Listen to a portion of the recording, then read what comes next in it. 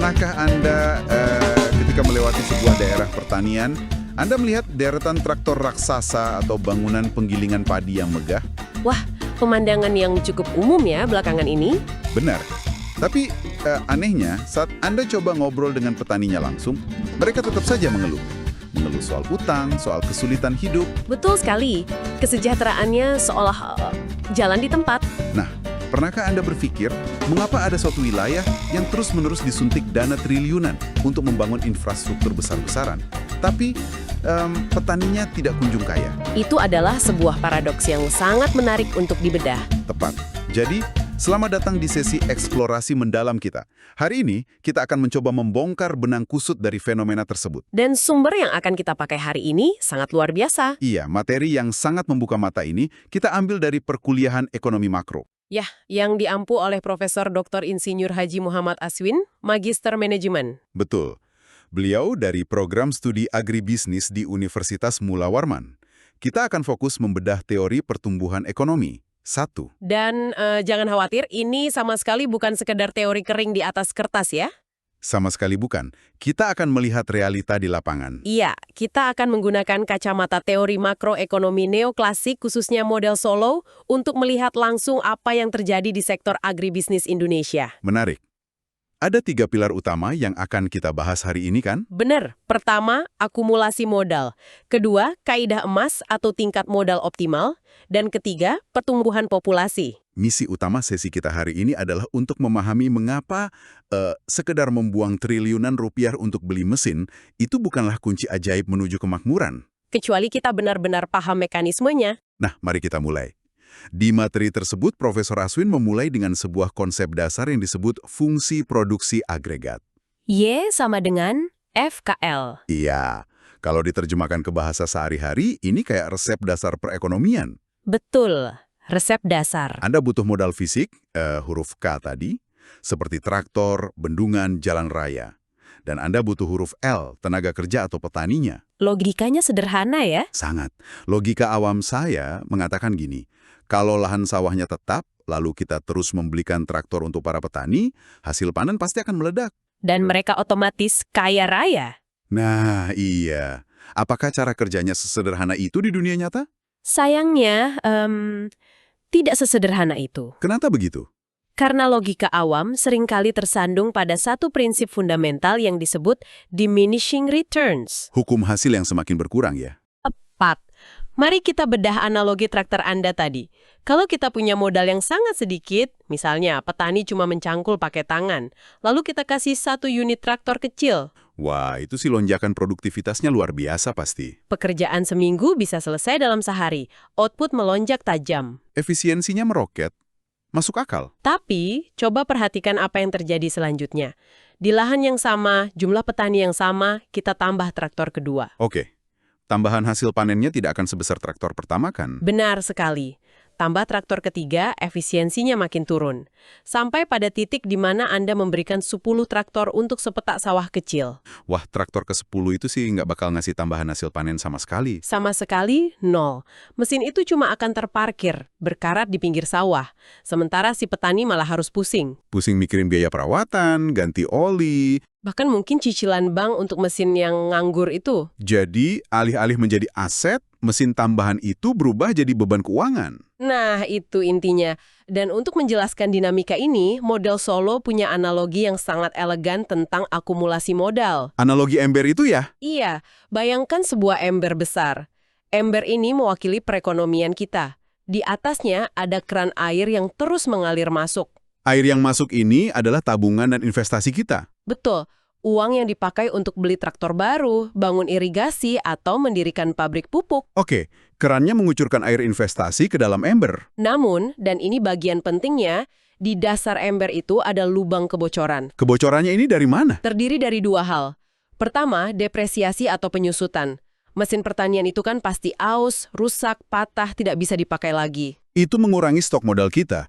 Otomatis airnya menetes keluar. Betul, dan yang kedua, pertumbuhan pekerja baru. Maksudnya populasi bertambah. Iya, kalau tahun ini ada 100 petani muda baru, mereka kan juga butuh bagian dari modal tersebut. Mereka butuh traktornya juga. Saya paham. Jadi modal yang ada di dalam ember harus dibagi ke lebih banyak orang. Persis. Secara matematis, ada rumusnya.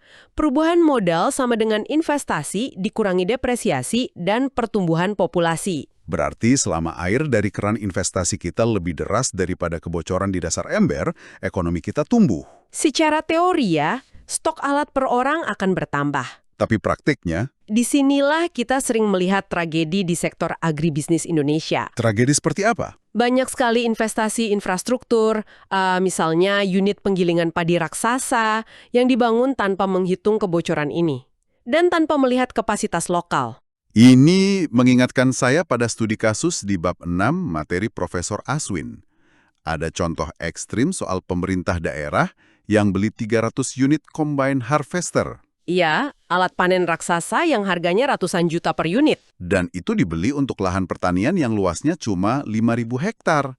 Kalau pakai analogi ember tadi, pemerintah ini lagi buka keran air sebesar-besarnya kan? Buka keran sekencang mungkin, tapi embernya nggak muat. Wah, parah juga ya. Itu adalah demonstrasi klasik kebutaan terhadap diminishing returns.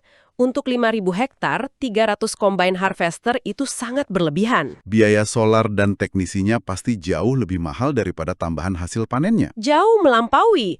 Ini bukan sekedar proyek mangkrak. Ini adalah pengerusan kekayaan daerah. Uangnya tersedot habis untuk merawat mesin yang tidak perlu. Padahal, uang itu seharusnya bisa dipakai untuk hal lain yang lebih produktif. Kalau begitu, menumpuk mesin dan infrastruktur sebanyak-banyaknya itu bukan tujuan akhir dari ekonomi dong. Sama sekali bukan. Lalu, apa sebenarnya target akhir kita? Nah, ini membawa kita ke pilar kedua dari materi ini, konsep kaidah emas atau golden rule. Kaidah emas. Tolong jelaskan lebih detail. Dalam teori makroekonomi, kesejahteraan masyarakat tidak diukur dari seberapa banyak traktor yang mereka punya. Atau seberapa besar angka output kasar ya? Betul. Kesejahteraan sejati diukur dari seberapa banyak yang bisa mereka konsumsi secara berkelanjutan. Bisa Anda elaborasi bedanya output dan konsumsi buat pendengar kita? Tentu, bayangkan output itu adalah total hasil panen padi Anda. Tapi ingat, dari total panen itu, Anda tidak bisa memakan semuanya. Iya, harus ada yang disisihkan. Sebagian harus ditabung untuk beli alat baru tahun depan atau untuk memperbaiki traktor yang rusak. Nah, sisanya barulah yang dinamakan konsumsi. Tepat. Sisa itulah yang bisa dibawa pulang untuk dimakan, menyekolahkan anak, berobat, dan menikmati hidup. Dan kaidah emas ini fungsinya di mana? Golden Rule adalah titik keseimbangan absolut. Titik optimal di mana kita punya jumlah modal yang pas sehingga porsi yang bisa dikonsumsi itu paling maksimal. Tapi bagaimana cara kita tahu kalau kita sudah melewati titik aman itu? Ada lampu merahnya nggak? Secara matematis ada. Kita membandingkan tambahan panen nyata dari satu mesin baru, dikurangi biaya perawatannya dan penyediaan mesin untuk pekerja baru. Dan hasilnya bisa negatif. Bisa. Kalau perhitungannya negatif, itulah lampu merahnya. Artinya mesin baru justru merugikan. Iya, perekonomian mengalami over accumulating capital, kelebihan modal. Kita menabung dan berinvestasi terlalu agresif pada alat, begitu. Betul, biaya merawat mesin yang kelewat banyak itu akhirnya memakan jatah hasil panen yang sangat besar. Akibatnya, kue untuk konsumsi keluarga petani malah mengecil. Bayangkan kelompok tani yang nekat utang ke bank demi alat canggih tapi lahannya sempit. Uang yang tadinya buat gizi anak-anak malah habis buat bayar cicilan dan beli bensin alatnya. Bukannya sejahtera, standar hidup mereka malah turun karena melanggar kaidah emas. Pepatah sesuatu yang berlebihan itu tidak baik, ternyata berlaku sangat keras di ekonomi makro. Sangat keras. Oke, tadi Anda juga sempat menyinggung soal pertumbuhan pekerja baru. Ini kan pilar ketiga kita, populasi. Ya, pertumbuhan populasi penduduk. Bagaimana populasi ini masuk ke dalam perhitungan kesejahteraan dan kaidah emas? Di dalam model Solo, populasi adalah pedang bermata dua. Ingat analogi ember tadi? Yang ada air masuk dan lubang kebocoran. Nah, kalau jumlah orang yang ingin minum dari ember itu bertambah drastis setiap tahun, sementara air di dalam ember tetap sama. Jatah minum per orang pasti merosot tajam. Betul, tanpa investasi baru yang masif, pertumbuhan penduduk otomatis menurunkan stok modal per pekerja. Ujung-ujungnya tingkat kesejahteraan per kapita turun. Di materi, dijelaskan ada 3 skenario besar bagaimana populasi berpadu dengan investasi. Apa saja itu? Pertama, pertumbuhan penduduk tinggi, tapi investasi infrastruktur rendah. Mulut yang dikasih makan nambah, alat kerjanya kurang. Hasilnya kemiskinan yang merata. Lalu skenario kedua. Pertumbuhan penduduk moderat diimbangi investasi yang memadai. Ini menghasilkan ekonomi yang stabil. Nah, yang ketiga ini yang paling menarik menurut saya. Skenario ketiga, populasinya lambat atau bahkan menua, tenaga kerja fisik mulai hilang. Sebuah negara butuh inovasi radikal dan teknologi di titik ini kan. Sangat butuh. Dan ini sangat memotret wajah sektor pertanian kita di Indonesia saat ini. Benar, fenomena aging farmers. Kalau kita ke pedesaan, rata-rata usia petani kita sudah di atas 50 tahun. Sementara pemuda desanya melakukan urbanisasi besar-besaran. Pindah ke kota. Bertani dianggap tidak menjanjikan lagi. Ini ironis, sekaligus mengubah total cara kita memandang definisi modal. Maksudnya, sekedar menumpuk modal fisik seperti traktor sudah tidak mempan. Kalau anak mudanya tidak ada yang mau jadi operator, buat apa kirim ribuan traktor dari pusat ke desa? Traktornya jadi besi tua. Persis. Pergeseran demografi ini memaksa kita sadar bahwa fokus harus bergeser dari sekedar modal fisik ke modal manusia. Human capital. Kita harus mulai investasi pada pengetahuan. Kita butuh generasi yang paham inovasi agritech. Pertanian presisi, drone penyemprot pupuk, sensor tanah. Manajemen rantai pasok berbasis data. Tanpa pemuda yang melek teknologi, investasi triliunan tadi sia-sia. Dan masalah ini makin mendesak kalau kita benturkan dengan fakta bahwa secara nasional, populasi kita bertambah. Ya, anak muda desa pindah jadi barista di Jakarta, tapi mereka tetap makan nasi 3 kali sehari. Permintaan pangan naik terus, tangan yang menanam makin sedikit. Lalu bagaimana kalau ekosistem yang rapuh ini dihantam krisis eksternal? Nah, materi ini juga membahas soal El Nino, guncangan cuaca. Guncangan iklim ekstrem adalah ujian terberat bagi makroekonomi kita. Mekanismenya bagaimana saat kemarau panjang terjadi? Sawah kekeringan, panen gagal. Kapasitas produksi pangan merosot drastis. Output agregat anjlok. Tapi orang-orang kan tetap butuh makan. Populasi nggak kenal libur. Tepat, permintaan konstan bahkan naik. Sementara barang yang tersedia sedikit. Resep sempurna untuk inflasi pangan. Harga beras, jagung, meroket tak terkendali. Dan yang paling menderita selalu kelas bawah. Ini membuktikan ketahanan pangan tidak bisa autopilot. Kebijakan tidak bisa cuma fokus tambah alat fisik. Harus sinkron antara adaptasi iklim, modal manusia, dan harga. Kompleks sekali ya jaringannya. Dan bicara soal proyek besar, krisis iklim dan populasi. Kita harus bahas soal IKN. Ya, studi kasus 6.1 di buku teks Profesor Aswin, Ibu Kota Nusantara di Kalimantan Timur. IKN ini laboratorium hidup yang sangat sempurna untuk menguji teori makroekonomi neoklasik ini. Pemindahan ibu kota ini kan bentuk nyata akumulasi modal yang sangat masif. Ratusan triliun uang negara dan swasta diubah menjadi jalan tol, pelabuhan, dan gedung. Injeksi investasi yang luar biasa besar. Tapi saya mau agak skeptis sedikit di sini. Silakan. Kalau ada uang ratusan triliun mengalir ke suatu wilayah, bukankah secara otomatis kesejahteraan masyarakat sekitarnya ikut naik? Asumsinya begitu. Petani lokal di Kaltim pasti ikut cipratan untungnya dong. Secara teori iya, biaya logistik turun. Tapi mari kita uji pakai kaidah emas. Oke, bagaimana ujinya? Pertanyaannya bukan apakah ada investasi masuk. Pertanyaannya, apakah alokasi modal ini memberikan spillover kesejahteraan di luar sektor konstruksi? Apakah jalan tol megah itu otomatis bikin output sawah petani lokal naik? Belum tentu. Kalau modal fisik cuma terpusat di properti dan birokrasi, tanpa diintegrasikan dengan agribisnis lokal, Manfaat jangka panjangnya bagi warga asli sangat kecil. bahkan ada risiko demografis yang serius. Urbanisasi tenaga kerja, Maksud Anda pemuda desa di Kaltim malah lari kerja di proyek IKN? sangat rasional kan? Gaji pekerja konstruksi di IKN mungkin lebih pasti dan besar daripada bertani. Desa-desa pertanian di sana malah berisiko kehilangan sisa tenaga produktifnya. Ini ironi yang tajam. IKN menciptakan jutaan mulut baru di Kalimantan Timur. Pegawai negeri, pekerja swasta, keluarga mereka. Mereka butuh sayur segar, daging, beras setiap hari. Peluang pasarnya raksasa. Tapi kalau orang yang seharusnya menanam pangan malah pindah profesi, Petani lokal cuma jadi penonton. Dan bahan pangannya malah didatangkan dari pulau lain. itulah kenapa, agar IKN mencapai kaidah emas di level regional, pembangunan fisiknya harus diikuti akumulasi modal yang cerdas di sektor pertanian lokal. Petani di Kaltim harus dibekali inovasi smart farming. integrasi rantai pasok yang efisien, produktivitas harus berlipat ganda meski dengan sedikit pekerja. Mereka harus didesain jadi pemasok utama pangan IKN. Kalau keseimbangan itu tercapai, barulah megaproyek ini benar-benar mengerek tingkat kesejahteraan. Wah, dari perbincangan kita ini, rasanya kita sudah bisa menarik benang merah dari semua bab diskusi di materi ini. Ya, kita bisa merangkum pelajaran utamanya. Silahkan, apa takeaway pertama Anda?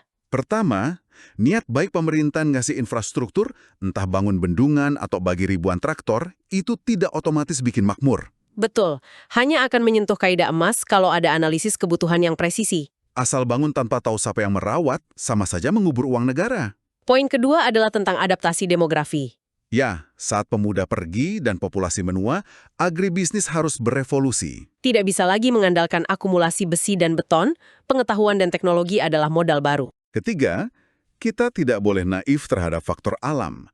Populasi butuh makan, dipadu El Nino, bisa melumpuhkan ekonomi. Investasi harus diarahkan ke teknologi tahan cuaca untuk mencegah inflasi pangan.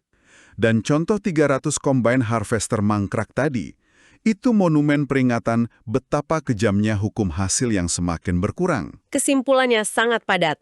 Dan kasus IKN merangkum bahwa megaproyek merombak steady state suatu wilayah. Menuntut efisiensi tata ruang yang sangat holistik ya. Sangat holistik. Jadi bagi Anda yang mendengarkan eksplorasi mendalam kita ini, intinya pertumbuhan ekonomi itu bukan sekedar pamer angka triliunan. Bukan juga lomba bangun pabrik terbesar. Kesejahteraan terlahir dari keseimbangan yang presisi antara alat fisik, kualitas manusia penggunanya, dan daya dukung lingkungan. Kaidah emas itu sangat nyata. Menutup mata dari prinsip ini berarti merelakan masa depan terperangkap ilusi pembangunan. Dan sebelum kita tutup, Anda tadi punya satu pemikiran provokatif di luar buku teks. Iya, ini tentang era ledakan kecerdasan buatan atau AI. AI masuk ke pertanian. Kita harus bertanya, apakah definisi akumulasi modal akan sepenuhnya berubah wujud? Berubah dari besi jadi apa? Selama ini modal itu fisik, bendungan, traktor. Tapi bagaimana kalau modal terpenting masa depan adalah software, algoritma prediktif, dan big data? Wah, Bayangkan sebuah algoritma AI mendikte kapan kita harus menabur benih, takaran pupuk per meter persegi, dan memprediksi El Nino akurat. kalau itu terjadi, di mana letak perhitungan kaidah emasnya? Nah, itu dia pertanyaannya. Apakah biaya perawatan server cloud akan menggantikan penyusutan traktor? Dan yang lebih ngeri, siapa yang akan menguasai modal algoritma ini? Petani lokal atau raksasa teknologi global? Itu PR besar buat kita semua untuk dipikirkan. Pertanyaan penutup yang luar biasa mengusik nalar, evolusi modal dari baja ke baris kode digital. Dunia berubah sangat cepat. Sayangnya, waktu kita sudah benar-benar habis. Terima kasih banyak kepada Anda semua yang telah menemani kami. Menyelami materi Profesor Aswin hari ini, Kami harap perbincangan ini memberi Anda lensa analitis yang lebih tajam. Sampai jumpa di eksplorasi mendalam selanjutnya. tetaplah penasaran. Dan selalu kritis mempertanyakan narasi pertumbuhan ekonomi di sekitar Anda.